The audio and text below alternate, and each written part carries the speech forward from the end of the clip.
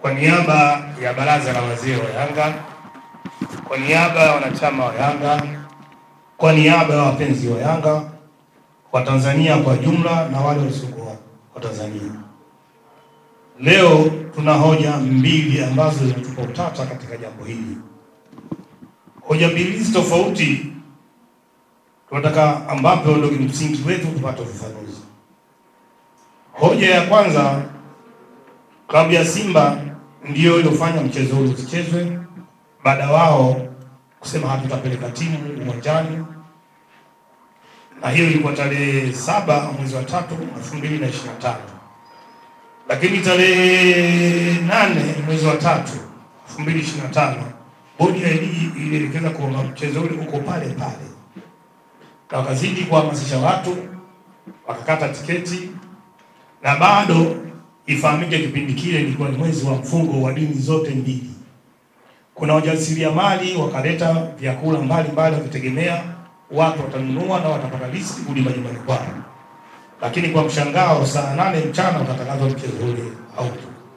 Sasa basi tunataka kujua kati ya hoja hizi mbili. Hoja ya kwanza, Simba wamesema wao hawapeleki timu uwanjani kwa sababu ya kuzuiliwa na bosa wa Yanga. Hoja ya pili, bodi ya ligi ndio imeahirisha mechi hii kwa kusema kwamba imeahirisha mechi kuna viashirio vya rushwa na uvunjifu wa amani. Tatu, wakaeleza kwamba wataunda tume itakayochunguza na kutoa mustakabali huu. Lakini hadi leo tunaongea na nyinyi waandishi, hakuna kilichotokea. Sasa basi tunapata kigugumizi. Tunataka kujua ni nani aliyokuwa mlalamikaji bodi ya ligi mpaka mechi kuahirishwa. Mechi hii imeahirishwa na Simba au bodi ya ligi? Kimsingi hoja ya Simba hapa inaonekana haipo, ilikuwa haina mashiko, na ndio maana katika kuonyesha kwao hakuna sehemu walioitaja klabu ya Simba. Sasa basi kufikia uamuzi wa kuacha mechi hiyo, bodi iliwezaje kuahirisha mechi bila kupokea taarifa ya malalamiko na viashirio rushwa na usalama kutoka kwa mlalamikaji? Bodi iliahidi kuchunguza. Je, imechunguza na mpaka sasa kimya? Yanga tunahitaji kujua ni hoja ipi kati hizi mbili ambayo timu ya Simba kuziwa kutofanya mazoezi na mabosa wa Yanga au viashirio vya rushwa na uvunjifu wa amani. Kama hoja ni ya bodi ya ligi, itakuwaje tena sisi turudi mchezoni wakati tuhuma inaokabili klabu hatujapata ufafanuzi? Kwa hiyo tulikuwa tunaomba kwanza vyombo husika, kama ni kweli, maana unaposema viashirio vya rushwa wapo TAKUKURU, unaposema uvunjifu wa amani, usalama wa raia na mali zake huko chini ya jeshi la polisi, haya majeshi yote mawili hayawahi kusema chochote. Kwa maana inaonekana leo wanapanga mechi hii, wanapanga na nani mhusika? Kwa sababu wanachama wapenzi wa Yanga ndio wengi waliokata tiketi kwa ajili ya mechi ile, na hao ndio tunaotuhumiwa. Je, wanataka uvunjifu wa amani uendelee au kuna kitu gani kimejificha nyuma ya pazia ambayo kitahatarisha amani na usalama wa nchi? Kwa hiyo basi baraza la wazee wa Yanga, wanachama wa Yanga, viongozi wa matawi na wapenzi wao, kwa kauli moja tunaunga mkono kauli yetu ile iliyoongelewa na kamati ya utendaji kwamba hatutacheza mechi mpaka tupate ufafanuzi wa hizi hoja mbili. Ni nani aliyosababisha mechi isichezwe, au bodi ya ligi mlalamikaji nani anakwenda kulalamikia mpaka kafikia hatua hiyo? Kwa hiyo kupitia vyombo vya habari, naomba nyinyi waandishi wa habari mwe mashahidi, umati uliowazuka nyuma yenu hao ni viongozi tu wa matawi, na kwa bahati nzuri katiba Yanga ina uwakilishi. Tungesema wanachama wote wa Dar es Salaam waje, ili eneo dogo lisingetosha. Hao ni wawakilishi wa matawi mbalimbali waliohudhuria kikao.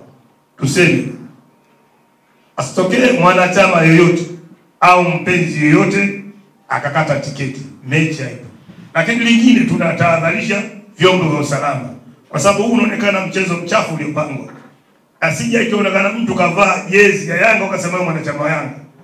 Wanachama wa Yanga hawatakuwepo, wala wapenzi wa Yanga katika mechi hii inaongelewa hawatahusika. Na waliokuwa mikoani msisumbuke kuja Dar es Salaam. msikate tiketi. Kwanza mjue pesa zenu mlizokata mwanzo zimeenda wapi. Lazima tujue. Lakini pili, haya kiacha yaendelee, vurugu zote za nchi huwa zinaanzia kwenye midomo ya watu. Ieleweke mwaka huu mwezi wa 10 tunakwenda kwenye uchaguzi mkuu wa serikali. Tunahitaji kupata madiwani, tunahitaji kupata wabunge na kuchagua rais wa Jamhuri ya Muungano. Kwa hiyo wanachama wa Yanga, wapenzi wa Yanga, wakite fikira zao na mawazo yao kuona katika maeneo yao husika nani anafaa kuwa diwani, nani anafaa kuwa mbunge, hatimaye tumpate rais wa nchi. Huu mjadala kwa kifupi nasema leo sasa ndio tunafanya hitimisho.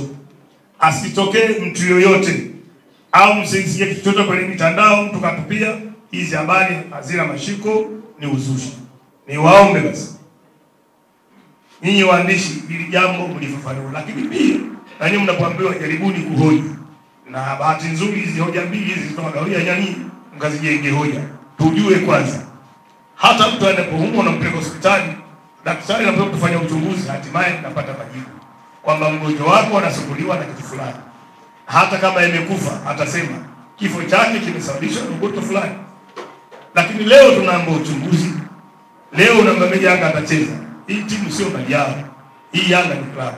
Lakini pia na mwisho niwaambie hawa mashabiki ambao ni wanazamana ya serikali wasigeuze bunge ni chombo cha mzaha. Bunge ni chombo muhimu, ni baraza la kutunga sheria. Ina maana sheria za nchi zinaandaliwa pale. Wao wakitaka ushabiki wa mpira wakishoka pale wana vilabu vao. Hamisi ni Juma kwanza akafufua ile Mweza Shooting Star. Zungu hajachelewa aje fufue timu mbili. Ashanti imekufa, Bongo FC imekufa. Yeye ni mtoto Ilala aje fufue ili tuonane uwanjani. Sio kupiga upatu bungeni. Hatutishiki, hatuogopi. Tunaheshimu, tutatii.